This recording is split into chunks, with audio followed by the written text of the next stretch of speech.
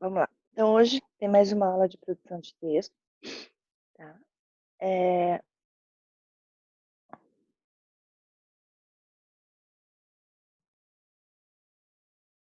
um pouquinho.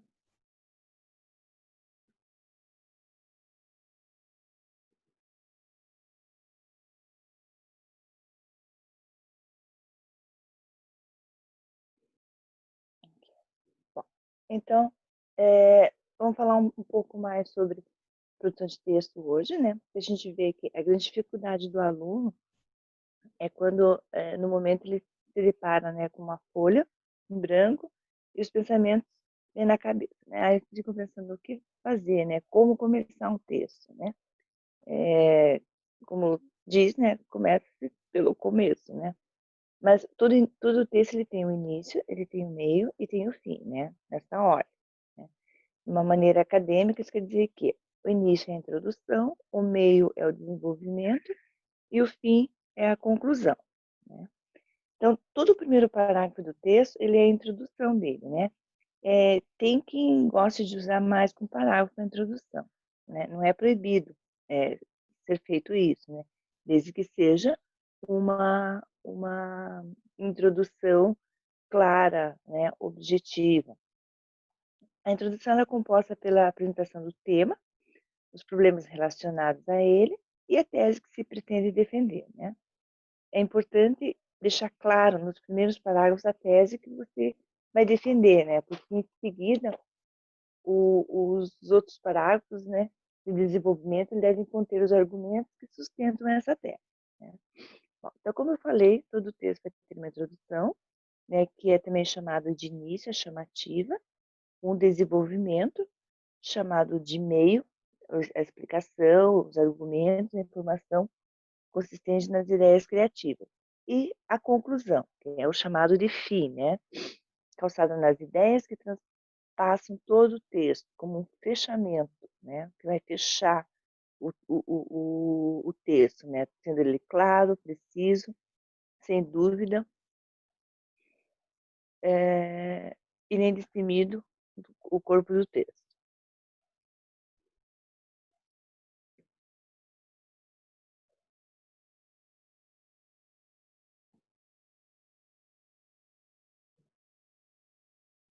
Tá, iniciamos então com a introdução, né, que é o início do texto, contendo o tema a ser desenvolvido, expondo com muita clareza. Envolve o problema a ser analisado. Geralmente pode ser exposto em apenas um parágrafo. Como eu falei, tem gente que gosta de fazer 2 parágrafos, mas para não complicar a vida de vocês, né, seria bom fazer apenas um parágrafo, né? A introdução não deve ser muito longa, né, para não desmotivar ou ficar cansativa para o leitor, né? É mais um dos detalhes, né? O porquê não fazer 2 parágrafos. Você acha que você, em 2 parágrafos pode fazer um, faz um só, para não ficar cansativo, né? E não desmotivar o leitor de continuar vendo o texto. Existem algumas formas de iniciar uma redação, né? Como que eu posso iniciar uma introdução, né? Como que eu posso introduzir uma, uma redação? Posso fazer através de uma citação, tá? Uma citação pode ser, eu faço um gancho, né, para começar o texto. Por exemplo, eu tenho aqui o educador e filósofo brasileiro Paulo Freire afirmava que se a educação sozinha não transforma a sociedade, sem ela tampouco a sociedade muda. Então veja aqui que eu citei, né, um, um, uma opinião do Paulo Freire, filósofo brasileiro e escritor Paulo Freire. Eu, eu citei, né, uma afirmação dele e depois dei continuidade ao texto, né, analisando o pensamento e relacionando a realidade da educação no Brasil, percebe-se a necessidade de olhar mais atento para o aprimoramento do sistema de ensino, considerando sua importância para a promoção de uma sociedade mais crítica e reflexiva, que, consequentemente, tende a ser mais justa, igualitária e humanizada. Então, veja, aqui, ó, em um parágrafo, né, foi feita a introdução ali, né? Eu poderia fazer 2 parágrafos? Não, porque eu estou dando continuidade ao pensamento, então veja ali quando eu começo analisando o pensamento, está na mesma linha, porque estou dando continuidade no pensamento, né? Então, não há necessidade de fazer uns 2 parágrafos aqui. Outra forma de introdução seria uma definição, né? É uma forma fácil, né? Porque eu faço uma definição do tema, eu explico o assunto. Define-se como sedentário o indivíduo que não pratica atividades físicas no seu cotidiano, né? Então, continua lidando conceito, doenças como obesidade, diabetes, aumento de colesterol, problemas cardíacos, são algumas das que podem aparecer como consequência desse hábito, tá? Então, a definição é a forma mais simples que tem de dar o início, né? Que eu começo explicando o assunto. Outra forma seria uma exemplificação, né? Em que eu vou dar um dado estatístico. Pode ser uma lei, uma notícia. Você pode também utilizar algum conhecimento do mundo que diz respeito ao tema. Ó, segundo a Constituição Federal de 1988, no artigo 196, é dever do Estado garantir o acesso à saúde, bem como é responsável pelas medidas públicas para zelar pelo bem-estar físico de todos os cidadãos brasileiros. Assim, faz-se necessário que o poder público atente-se para o sedentarismo enquanto situação que põe em risco a saúde de milhares de cidadãos do país. Tá? Então, ali estudando o quê? Um dado estatístico, né? Ó, segundo a Constituição Federal de 1988. Né? Outra forma seria introduzir com uma alusão histórica, né? Eu vou apresentar um fato histórico, remetendo o tema e comparando numa discussão da atualidade, né? Eu tenho como tema caminhos para combater a intolerância religiosa no Brasil, né? Ó, a intolerância religiosa é um problema recorrente da história da humanidade, né? Aí eu vou apresentar um fato histórico. Na Idade Média, por exemplo, os tribunais de Santo Ofício, também chamado de Inquisição, julgavam e condenavam as pessoas que não acreditavam na religião católica. Apesar do Brasil ser um país laico, tem-se atualmente um contexto análogo a essa situação. Ainda persistem os casos de discriminação e preconceitos sofridos por algumas religiões. Sendo assim, encontrar caminhos para combater a intolerância religiosa no Brasil é um desafio que precisa ser enfrentado pela sociedade civil e pelo Estado. Então, olha, uma alusão histórica seria a apresentação de um fato histórico, né? Ali eu começo apresentando fato histórico quando eu falo na Idade Média, por exemplo, tribunais do Santo Ofício. Né? A outra forma de uma introdução seria uma afirmativa, né? É uma declaração sobre o assunto logo no início, né? Então, escolhe uma frase de impacto, mas que não seja exagerada. Objetivo de uma introdução afirmativa: chamar a atenção do leitor, né, com uma afirmação crítica. Temos como tema a persistência da violência contra a mulher. O Brasil é uma nação historicamente machista e violenta. Tá? Ou seja, foi escolhida uma frase de impacto, né, sem exagero, sobre o assunto. Né? O Brasil é uma nação historicamente machista e violenta, o que é perceptível ao analisarmos a persistência das agressões contra as mulheres, mesmo depois das recentes medidas legais. E, por último, nós temos uma introdução comparativa, que eu vou comparar o tema com algo semelhante ou oposto ao que se discute. Temos como tema o histórico desafio de valorizar o professor. Eu vou fazer uma comparação com os Estados Unidos, né? Ó, os Estados Unidos, referência em desenvolvimento tecnológico, são um bom exemplo de que a educação de qualidade e com a valorização adequada gera bons frutos. Em contrapartida, no Brasil, a realidade tem sido bem distinta. O piso, ó, comparando com o Brasil, né, o baixo piso salarial dos professores explicita essa falta de reconhecimento aos profissionais da educação.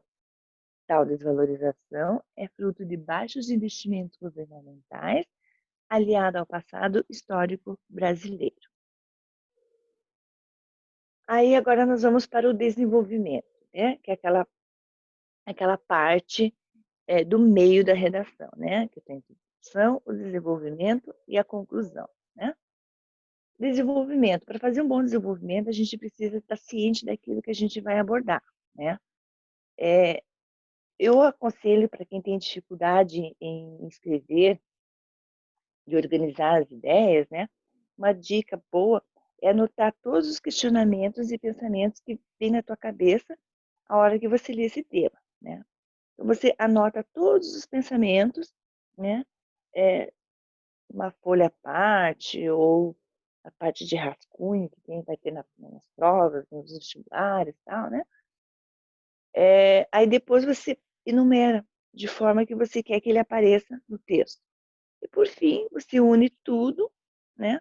Aumenta a capacidade dessas ideias, mas sempre cuidando para não perder o foco, né? Não deixar essas frases desconexas. O desenvolvimento é justamente o corpo da redação. É nele que colocaremos nossos argumentos, tomaremos um posicionamento e defenderemos os questionamentos da introdução. Por isso, é muito importante que sua introdução seja bem clara. Para começar o desenvolvimento do texto, né, temos como dica expor as causas e consequências de determinada ação dita no texto, né? Outra dica seria elaborar sua hipótese sobre o assunto e começar seu processo de argumentação. Geralmente, as causas ficam em um parágrafo e as consequências em outro, mas isso não é regra, né? Por exemplo, se o tema for seca do Sudeste, você pode começar um desenvolvimento assim. Esse fenômeno não tão comum tornou-se parte do cotidiano dos moradores da região Sudeste. A escassez de chuva, uma estrutura precária que não estava preparada para tal acontecimento e até mesmo a falta de conscientização das pessoas e do governo são causas que estimulam essa seca. Tá? Pode-se dar seguimento utilizando, né, algumas expressões como consequentemente, né, ou se eu quero continuar a ideia sobre o governo e a falta da conscientização, né? Ainda assim, tá? Então, alguns tipos de expressões ajudam bastante numa conclusão no desenvolvimento de um texto, tá? Domínio do assunto. Domínio do assunto, né? A gente deixar claro que você tem que, novamente, ter conhecimento, né? Acerca daquilo que você quer falar, tá? Excluir achismos, né? Que eu acho, né? Não, você tem que ser assertivo, né? No que você está falando. Nesse momento, você pode citar algumas falas, nome de alguma autoridade que tem posição semelhante à sua. Dados e estatísticas são bem-vindos e enriquecem o texto. Por exemplo, preste atenção em textos jornalísticos. Geralmente, eles trazem dados reais para aumentar a credibilidade, sempre utilizando as expressões segundo, de acordo com.